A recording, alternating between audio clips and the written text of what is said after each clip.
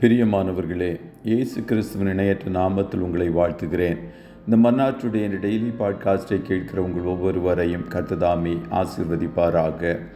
ஏசாயா 14வது அதிகாரம் 24வது வசனம் இப்படியாய் கூறுகிறது: நான் நினைத்திருக்கிறபடியே நடக்கும், நான் நிர்ணயித்தபடியே நிலை நிற்கும் என்று சேனைகளின் கர்த்தர் ஆணையிட்டு சொன்னார் என்பதாக.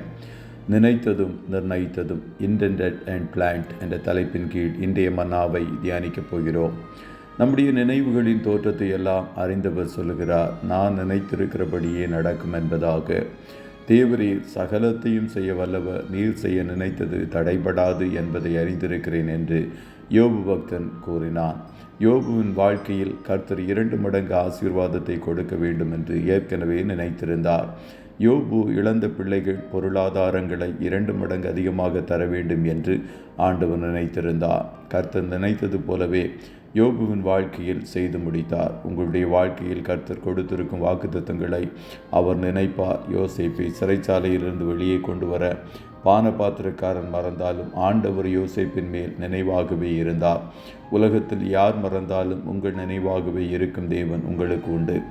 ஆகையால் தான் உங்கள் ஒவ்வொருவரையும் அவருடைய உள்ளங்கையில் வரைந்து வைத்திருக்கிறார்.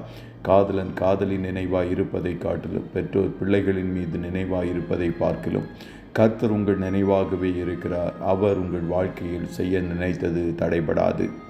நம்முடைய ஆண்டவர் நினைத்ததை நிர்ணயம் செய்கிறவர். அந்தபடியே தேவனும் வாக்குத்தத்தம் பண்ணப்பட்டவைகளை சுதந்திரித்து கொள்ளுகிறவர்களுக்கு தமது ஆலோசனையின் மாறாத நிச்சயத்தை பரிபூரணமாக காண்பிக்கும்படி சித்தமுள்ளவராய் ஓர் ஆணையினாலே அதை ஸ்திரப்படுத்தினார் என்று எபிரேயர் 6:17 வாசிக்கிறோம்.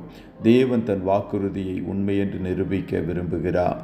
தன் ஆணையால் அதனை உறுதியும் படுத்தி இருக்கிறார். கர்த்தருடைய ஆலோசனை நித்திய காலமாகவும் அவருடைய இருதயத்தின் நினைவுகள் தலைமுறை தலைமுறையாகவும் நிற்கும்.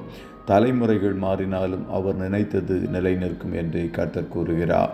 அதை தாவீதின் வாழ்க்கையிலும் நாம் பார்க்கலாம். அவருடைய சந்ததியில் ஒருவன் என்றென்றைக்கும் சிங்காசனத்தில் இருக்கும்படிக்கு நிர்ணயம் செய்தவர் அப்படியே செய்து முடித்தார். உங்கள் வாழ்க்கையில் கர்த்தரின் திட்டம் நிறைவேறாதபடிக்கு ஒருவரும் தடை செய்ய முடியாது. அவர் உங்களுக்கு குறித்ததை நிறைவேற்றுவார்.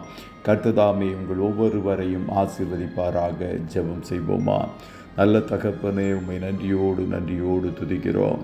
இந்த மன்னாச்சுடைய டெய்லி பாட்காஸ்டை கேட்கிற உடைய பிள்ளைகள் ஒவ்வொருவரையும் கர்த்தர் ஆசீர்வதிப்பீராக. அப்பா, உடைய பிள்ளைகளை குறித்து நீர் கொண்டிருக்கிற நினைவுகள் மேலானவைகளாய் காணப்படுகிறதே, அதற்காய் கோடி ஸ்தோத்திரம். அந்த நினைவுகளை குறித்த நேரத்தில் ஆண்டவரே நீர் நிறைவேற்றப் போகிறீர். அதற்காய் கோடி ஸ்தோத்திரம். நன்மையான எந்த ஈவும் பூரணமான எந்த வரமும் ஜோதிகளின் பிதாவிடத்திலிருந்து இறங்கி வருகிறது என்று வேதம் சொல்லுகிறது. எல்லா நன்மைகளையும் உடைய பிள்ளைகள் வாழ்க்கையில் நிறைவாய் கட்டளையிட்டு இவர்களை ஆசீர்வதித்து நடத்துவீராக. இன்றைய தினம் உம்முடைய பிள்ளைகள் கையிடுகிற எல்லா வேலைகளையும் ஆசீர்வதியும்.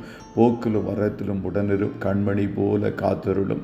ஆட்டுக்குட்டியானவருடைய இரத்தத்துக்குள்ளாய் ஒவ்வொருவரையும் தனித்தனியாய் குடும்பமாய் கொடுத்து இயேசுவின் நாமத்தில் வாழ்த்தி ஜெபிக்கிறோம் நல்ல பிதாவே. ஆமென், ஆமென்.